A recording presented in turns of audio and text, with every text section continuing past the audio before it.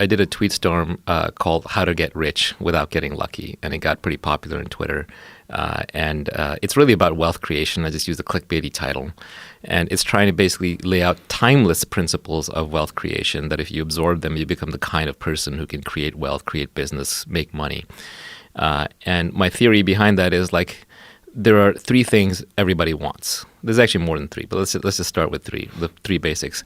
Everybody wants to be wealthy. Everybody wants to be happy, and everybody wants to be fit. And I know there's a lot of virtue signaling that goes on, like we don't want money, and I don't care about being happy, and happiness is for stupid people. But let's face it, like you want to be rich and happy and healthy. Yeah. Like that's the trifecta. Now, of course, you also want an internally calm state of mind. You want a loving household. So there are other things that come into it. But those three, I think, they can actually be taught, right? So that podcast tries to be information dense. It tries to be very concise. It tries to be high impact. It tries to be timeless. And it has all the information. I think you need the principles that if you absorb these and you work hard over 10 years, you'll get what you want. So I've got the one on wealth creation. I'm going to attempt to do one on happiness is a big word, but happiness and inner peace and calm and all that. Because what you want is, you don't want to be the guy who succeeds in life while being high-strung, high-stress, and unhappy and leaving a trail of emotional wreckage with you and your loved ones. Which is more common than not. Yeah, because you got to focus, and Yes. it's very hard to be great at everything. You want to be the guy or the gal who gets there calmly, quietly, without struggle. You want to be the person who's when there's a crisis going on, you want to be the calmest, coolest cucumber in the room who still also figures out the correct answer.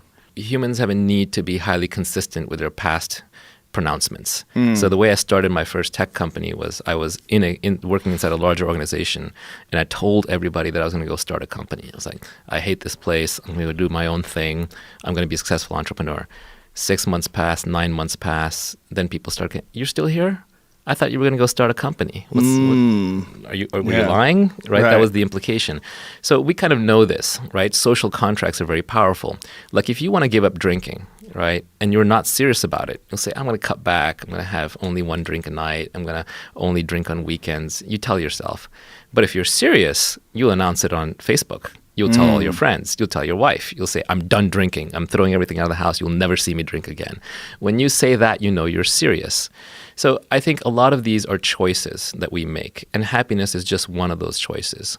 And this is unpopular to say because there are people who are actually depressed, chemically or what have you, and there are people who don't believe that it's possible because then it creates a responsibility on them. It says, oh, now you're saying if I'm not happy, that's my fault. I'm not saying that, but I'm saying that just like fitness can be a choice, health can be a choice, nutrition can be a choice, working hard and making money can be a choice, happiness is also a choice. If you're so smart, how come you aren't happy? How come you haven't figured that out? That's my challenge to all the people who think they're so smart and so capable. If you're so smart and capable, why can't you change this? Now, when I say happy, happy is one of those words that means a zillion different things. Right. It's like love, right? What does that mean? Right, I love cheese. I'm going to define it a little bit more tightly, right? So let's go back to desire, right? This is old Buddhist wisdom. I'm not saying anything original, but desire to me is a contract that you make with yourself to be unhappy until you get what you want. Okay, and I keep that in front of mind. So when I'm unhappy about something, I look for what is the underlying desire that I have that's not being fulfilled. It's okay to have desires. You're a biological creature. You're put on this earth. You have to do something. You have to have desires. You have a mission. But don't have too many. Don't pick them up unconsciously. Don't pick them up randomly. Don't have thousands of them. My coffee is too cold. It doesn't taste quite right. I'm not sitting perfectly. Oh, I wish it were warmer. Oh, my dog, pooped in the lawn. I didn't like that. Whatever it is. Pick your one overwhelming desire, and it's okay to suffer over that one. But on all the others, you want to let them go so you can be calm and peaceful and relaxed. And then you'll perform a better job. Most people, when you're unhappy, like a depressed person, it's not that they have a very clear, calm mind. They're too busy in their mind. Their sense of self is too strong. They're sitting indoors all the time. Their mind's working. They're thinking too much. Well, if you want to be a high-performance athlete, how good of an athlete are you going to be if you're always having epileptic seizures? If you're always like twitching and running around and like jumping and your limbs are flailing out of control? The same way, if you want to be effective in business, you need a clear, calm, cool, collected mind. Warren Buffett plays bridge all day long and goes for walks walks in the sun. He doesn't sit around like constantly loading his brain with nonstop information and getting worked up about every little thing. We live in an age of infinite leverage. What I mean by that is that your actions can be multiplied 1,000-fold, either by broadcasting at a podcast or by investing capital or by having people work for you or by writing code. So because of that, the impacts of good decision-making are much higher than they used to be, because now you can influence thousands or millions of people through your decisions or your code. So a clear mind leads to better judgment, leads to better outcome. So a happy, calm, peaceful person will make better decisions and have better outcomes. So if you want to operate at peak performance, you have to learn how to tame your mind, just like you have to learn how to tame your body. We like to view the world as linear, which is I'm going to put in 8 hours of work, I'm going to get back 8 hours of output, right? It doesn't work that way. The guy running the corner grocery store is working just as hard or harder than you and me. How much output is he getting? What you do, who you do it with, how you do it, way more important than how hard you work, right? Outputs are nonlinear based on the quality of the work that you put in. The right way to work is like a lion. You and I are not like cows. We're not meant to graze all day, right? We're meant to hunt like lions. We're closer to carnivores in our omnivorous development than we are to herbivores. So as a modern knowledge worker athlete, as an intellectual athlete, you want to function like an athlete, which means you train hard, then you sprint, then you rest, then you reassess, you get your feedback loop, then you train some more, then you sprint again, then you rest, then you reassess. This idea that you're going to have linear output just by cranking every day at the same amount of time, that's machines. You know, machines should be working 9 to 5. Humans are not meant to work 9 to 5. First of all, the first thing if you're going to make money is that you're not going to get rich renting out your time. Even lawyers and doctors who are charging $300, $400, $500 an hour, they're not getting rich because their lifestyle is slowly ramping up along with their income, and they're not saving enough. They just don't have that ability to retire. So the first thing you have to do is you have to own a piece of a business. You need to have equity, either as an owner, an investor, shareholder, or a brand that you're building that accrues to you to gain your financial freedom. If you go back to hunter-gatherer times, how we evolved, we basically worked for ourselves. We communicated and cooperated within tribes, but each hunter, each gatherer stood on their own and then combined their resources for the family unit. But there was no boss hierarchy where you're like the third middle manager down. In the farming age, we became a little bit more hierarchical as we had to run farms, but even those were still mostly family farms. It's industrial work with factories that sort of created this model of thousands of people working together on one thing and having bosses and schedules and times to show up. The reality is if you have to go, I don't care how rich you are, I don't care whether you're like a top Wall Street banker, if you have to go, if somebody can tell you when to be at work and what to wear, and how to behave, you're not a free person. You're not actually rich. So we're in this model now where we think it's all about employment and jobs. And intrinsic in that is that I have to work for somebody else. But the information age is breaking that down. So Ronald Coase is an economist who has this Coase theorem, a very famous theorem, but it basically just talks about why is a company the size that it is? Why is a company one person instead of 10 people, instead of 100, instead of 1,000? And it has to do with the internal transaction costs versus the external transaction costs. Let's say I want to do something, let's say I'm building a house and I need someone to come in and provide the lumber. I'm a developer, right? Do I want that to be part of my company? Or do I want that to be an external provider? A lot of it just depends on how hard it is to do that transaction with someone externally versus internally. If it's too hard to keep doing the contract every time externally, I'll bring that in-house. If it's easy to do externally and it's a one-off kind of thing, I'd rather keep it out of the house. Well, information technology is making it easier and easier to do these transactions externally. It's becoming much easier to communicate with people. Gig economy, I can send you small amounts of money. I can hire you through an app. I can rate you afterwards. So we're seeing an atomization of the firm. We're seeing the optimal size of the firm is shrinking. It's most obvious in Silicon Valley. Tons and tons of startups constantly coming up and shaving off little pieces of businesses from large companies and turning them into huge markets.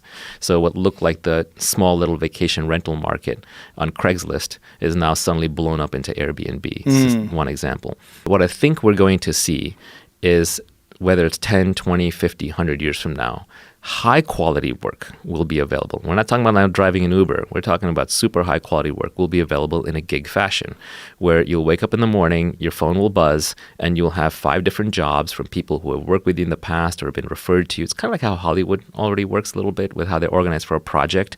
You decide whether to take the project or not. The contract is right there on the spot. You get paid a certain amount. You get rated every day or every week. You get the money delivered. And then when you're done working, you turn it off and you go to Tahiti or wherever you want to spend the next 3 months. And I think the smart people have already started figuring out that the internet enables this, and they're starting to work more and more remotely on their own schedule, on their own time, on their own place, with their own friends, in their own way. And that's actually how we are the most productive. So the information revolution, by making it easier to communicate, connect, and cooperate, is allowing us to go back to working for ourselves. And that is my ultimate dream. Even when I run a company and I have employees, I always tell those people, hey, I'm going to help you start your company when you're ready, because I think that's the highest calling.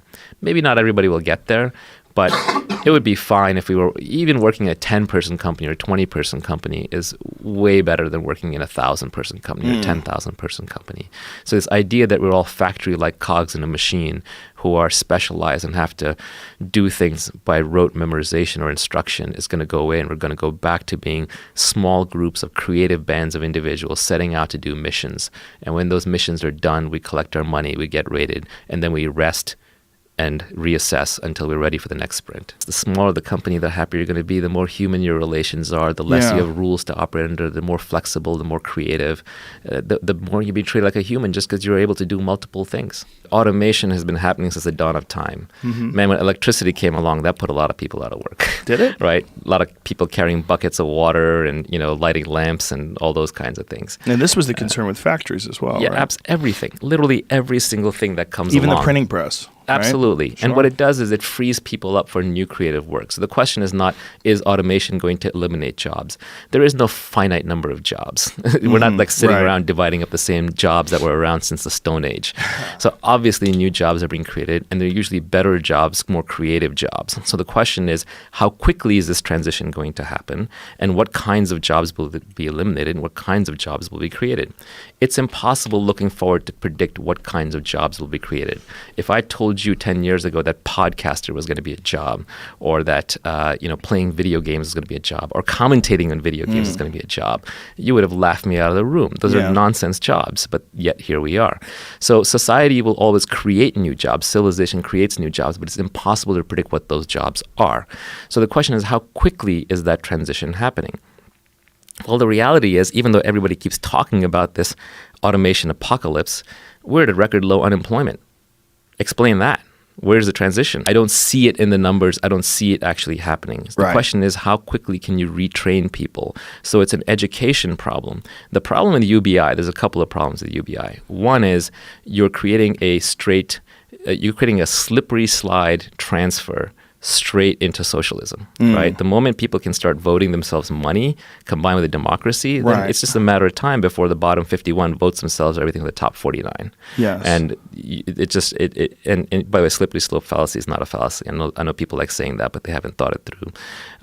But the moment you start having a direct transfer mechanism like that in a democracy, you're basically doing it with capitalism, which is the engine of economic growth.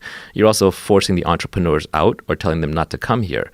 The estimate I saw for $15K a year basic income for everybody would be 3/4 of current GDP. And of course, GDP would shrink in response as all the entrepreneurs fled. So you would essentially bankrupt the country. Another issue with UBI is that people who are down in their luck, they're not looking for handouts.